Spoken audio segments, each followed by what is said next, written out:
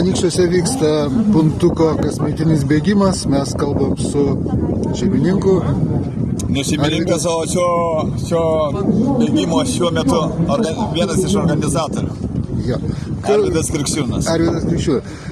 Kaip šiemet dalyvių skaičius koks maždaug? Aš manau, kad dalyvių skaičius viršė visus puntuko bėgimus, nes užsiregistravę yra virš 500 dalyvių, 507, bet truputį kažkokių nesklandumų, kai kurie, kur užsiregistravę, nerado įtraukta į sąrašus kažkaip, ar nebuvo susimokėję starto mokesčio, ar techninė klaida kažkokia įvyko, bet aš matau, kad 500 dalyvių bendrai šiame bėgime dalyvauja.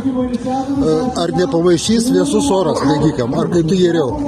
Iš ryto atsikėlus buvo liūdnoka, atvažiavus čia ir ruošiant trasą buvo visai liūdna, o dabar matom, kad oras gerėja, Dievas su mumis. Gerai, linkim sėkmės. Ačiū.